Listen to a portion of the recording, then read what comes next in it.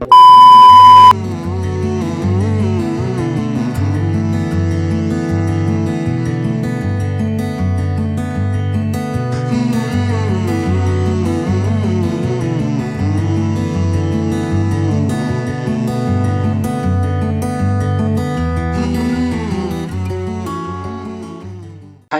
Beta di sini.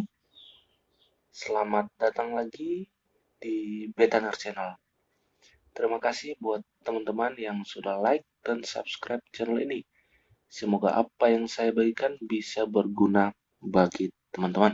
Sebelum video ini lanjut, alangkah baiknya saya meminta teman-teman yang belum subscribe untuk bisa menekan tombol subscribe dan like video ini. Video kali ini kita akan membahas tentang materi Puskesmas. Saya yakin setelah menonton video ini, teman-teman akan paham tentang UKM dan UKP, prinsip penyelenggaraan, jenis puskesmas, izin operasional dan akreditasi, organisasi puskesmas, dan jenis pelayanan kesehatan yang ada di puskesmas. Kita langsung aja masuk pada soal yang pertama. Yang dimaksud dengan penyelenggaraan pelayanan kesehatan yang mengatur pelimpahan tugas dan tanggung jawab pelayanan secara timbal balik, baik secara vertikal maupun horizontal adalah A. Fasilitas pelayanan kesehatan, B. Pusat kesehatan masyarakat, C. UKM, D. UKP, atau E. Sistem rujukan. Jawabannya adalah iya, yang E, sistem rujukan. Ada kata kuncinya ya, yaitu pelimpahan tugas secara timbal balik, baik vertikal maupun horizontal. Untuk lebih jelasnya pembahasan, fasilitas pelayanan kesehatan adalah tempat untuk menyelenggarakan pelayanan kesehatan promotif, preventif, kuratif, maupun rehabilitatif. Sedangkan pusat kesehatan masyarakat atau puskesmas adalah fasilitas pelayanan kesehatan dengan lebih mengutamakan upaya promotif dan preventif di wilayah kerjanya. Untuk UKM atau upaya kesehatan masyarakat adalah pelayanan kesehatan dengan sasaran keluarga, kelompok, dan masyarakat. UKP, upaya kesehatan perseorangan adalah suatu kegiatan dan atau serangkaian kegiatan pelayanan kesehatan yang ditujukan untuk peningkatan pencegahan, penyembuhan penyakit, pengurangan penderitaan akibat penyakit, dan memulihkan kesehatan perseorangan. Jadi kata kunci ini adalah perseorangan untuk UKP, sedangkan untuk UKM adalah masyarakat atau kelompok. Sedangkan sistem rujukan adalah penyelenggaraan pelayanan kesehatan yang mengatur pelimpahan tugas dan tanggung jawab pelayanan kesehatan secara timbal balik, baik vertikal maupun horizontal. Ya, jadi sudah jelasnya jawabannya adalah sistem rujukan. Oke, kita lanjut pada soal nomor 2. Sasaran utama pembangunan kesehatan yang diselenggarakan di puskesmas bertujuan untuk A.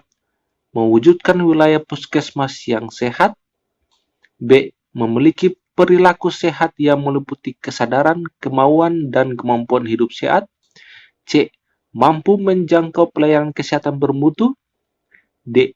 Hidup dalam lingkungan sehat, atau E. Memiliki derajat kesehatan yang optimal, baik individu, keluarga, kelompok, dan masyarakat. Jawabannya adalah yang A. Mewujudkan wilayah kerja puskesmas yang sehat. Pembahasan, sasaran utama pembangunan kesehatan yang diselenggarakan di puskesmas bertujuan untuk, ini dia, mewujudkan wilayah kerja puskesmas yang sehat dengan masyarakat yang, ya teman-teman bisa baca saja A, B, C, atau D. Lebih luasnya lagi, dalam rangka untuk mewujudkan kecamatan yang sehat. Ini adalah wilayah kerja ya, karena puskesmas itu berada di kecamatan. Jadi sudah jelas ya, tujuan untuk puskesmas adalah mewujudkan wilayah kerja puskesmas yang sehat atau dalam rangka mewujudkan kecamatan yang sehat. Kita lanjut pada soal nomor 3. Prinsip penyelenggaraan puskesmas meliputi kecuali A. Paradigma sehat, B. Pertanggungjawaban wilayah, C. Kemandirian masyarakat, D. Ketersediaan akses pelayanan kesehatan, atau E. Akses pelayanan terjangkau.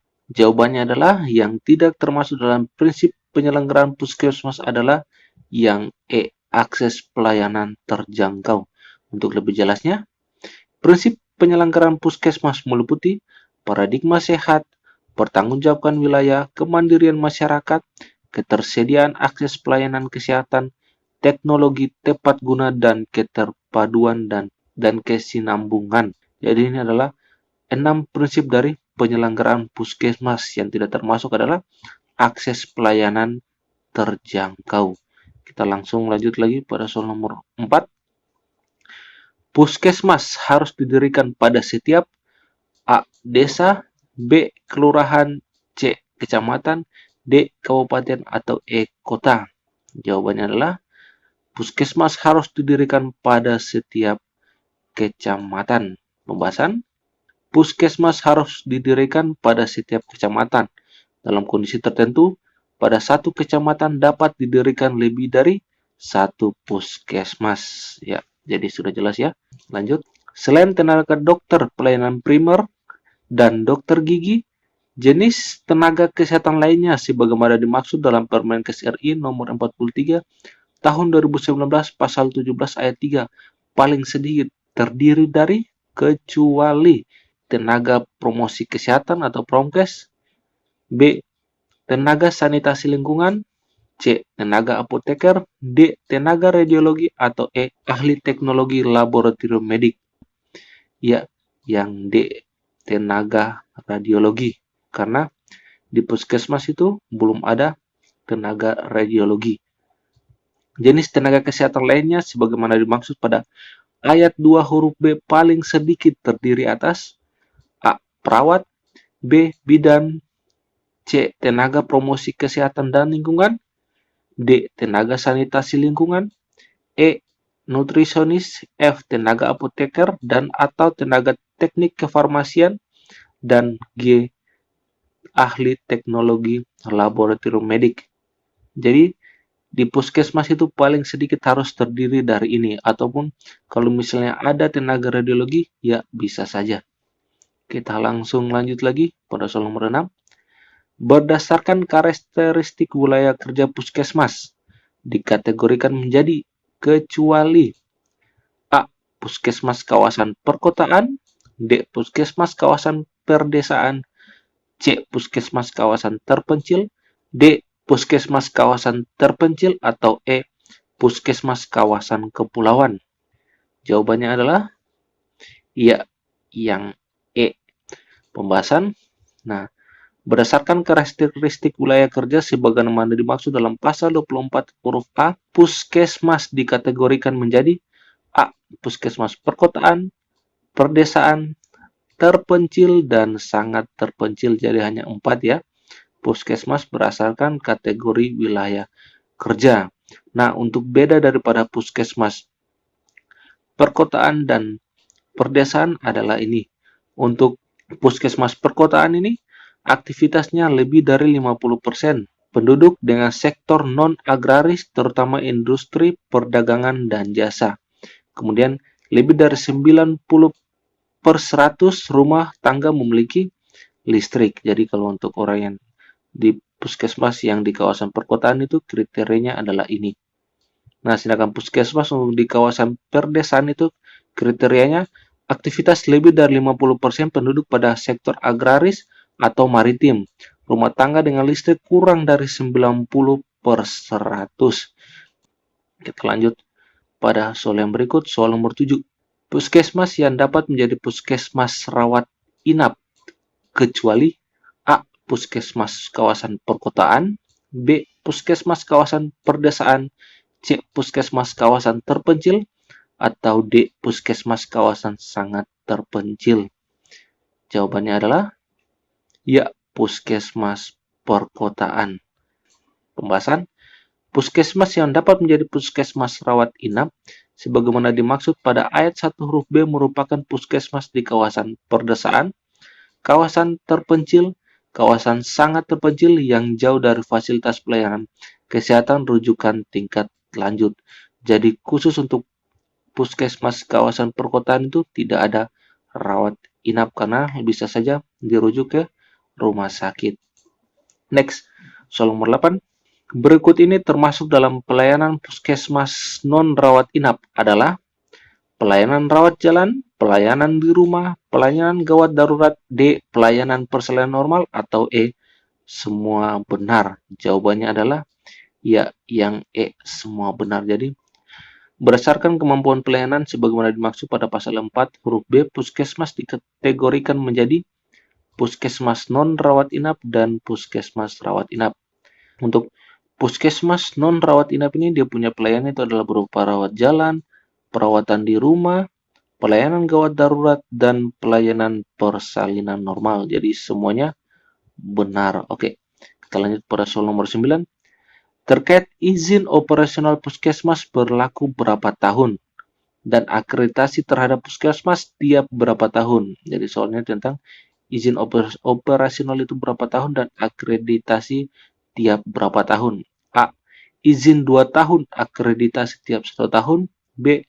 Izin 3 tahun, akreditasi tiap 2 tahun. Atau C. Izin 5 tahun, akreditasi tiap 3 tahun. Atau D. Izin 5 tahun, akreditasi tiap 5 tahun. Jawabannya adalah ya, yang C.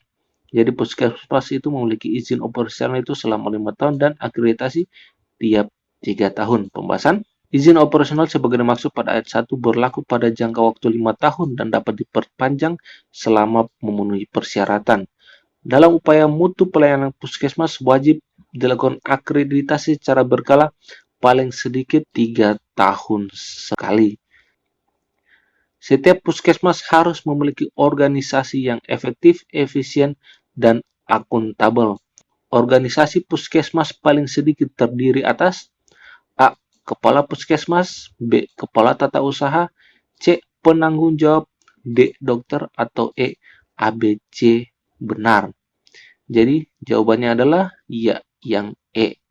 Kita masuk pada pembahasan. Organisasi puskesmas sebagaimana dimaksud pada ayat 1 paling sedikit terdiri dari kepala puskesmas, kepala tata usaha, dan penanggung jawab. Nah, khusus bagi kepala puskesmas ini diangkat oleh bupati maupun wali kota. Kemudian, syarat untuk menjadi kepala puskesmas adalah pendidikannya itu minimal S1 atau D4. Yang kedua itu dia memulai jabatannya tuh mulai dari jabatan fungsional atau alih pertama. Kurang lebih daripada 2 tahun. Kemudian dia pernah ikut pelatihan dan manajemen puskesmas. Sedangkan untuk teman-teman kita yang memiliki pendidikan D3, dia tuh bisa menjadi kepala puskesmas tapi hanya dikhususkan untuk puskesmas kawasan terpencil dan sangat terpencil. Itu pun kalau tidak ada teman-teman kita yang memiliki pendidikan S1 atau D4. Jadi sudah jelas ya, untuk organisasi puskesmas itu paling sedikit terdiri dari kepala puskesmas, kepala tata usaha, dan penanggung jawab. Kita lanjut pada soal nomor 10. Yang tidak termasuk dalam pelayanan esensial UKM puskesmas adalah A. Promkes, B. Kesehatan lingkungan, C. Kesehatan keluarga, D. Home care, atau E. Gizi. Nah, UKM esensial sebagaimana dimaksud pada ayat 1 meliputi pelayanan promosi kesehatan, pelayanan kesehatan lingkungan, pelayanan kesehatan keluarga, pelayanan gizi, dan pelayanan pencegahan pengendalian penyakit. Jadi, yang tidak termasuk dalam pelayanan esensial UKM adalah home care atau pelayanan di rumah. Jadi sudah jelas ya, kita lanjut lagi pada soal nomor 12. Yang termasuk dalam pelayanan tingkat pertama atau UKP puskesmas adalah yang pertama, pelayanan rawat jalan, pelayanan gawat darurat, C. Pelayanan persalinan normal, D. Pelayanan di rumah, atau E. Semua benar. Kita masuk pada pembahasan. Pelayanan kesehatan sebagaimana dimaksud pada ayat 2 dilakukan dalam bentuk A. Rawat jalan, B. Pelayanan gawat darurat, C. Pelayanan persalinan normal, D. Perawatan di rumah, atau E. Rawat inap berdasarkan pertimbangan. Jadi semuanya adalah benar. Yang termasuk dalam pelayanan tingkat pertama UKP adalah semua ini. Atau ada rawat jalan, gawat darurat, persalinan normal, home care, atau rawat inap. Kita masuk pada soal yang nomor 13. Yang tidak termasuk jaringan pelayanan puskesmas adalah A. Puskesmas kecamatan, B. Puskesmas pembantu, C. Puskesmas keliling, atau D. Praktek bidan desa. Jawabannya adalah iya, puskesmas kecamatan. Pembahasan jaringan pelayanan puskesmas sebagaimana dimaksud pada ayat 1 terdiri dari puskesmas pembantu, puskesmas keliling, dan praktek bidan desa. Nah, untuk penjelasan lainnya nih teman-teman bisa baca saja sendiri. Ya, next.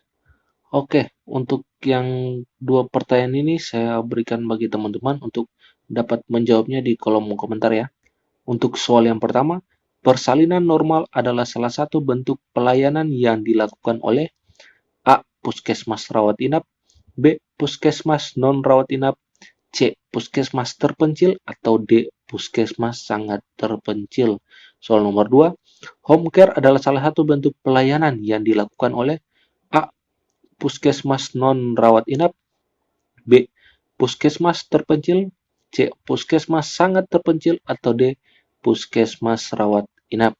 Jadi, bagi teman-teman yang nonton video dari awal sampai akhir, teman-teman bisa dengan mudah menjawabnya. Ya, terima kasih. Demikianlah soal SKB Kesehatan plus full pembahasan mengenai puskesmas. Jika teman-teman suka dengan video ini, teman-teman bisa subscribe, like, share, dan komen di video ini agar video ini bisa bermanfaat bagi teman-teman dan juga dapat bermanfaat bagi teman-teman kita lainnya. Demikian dari saya, salam.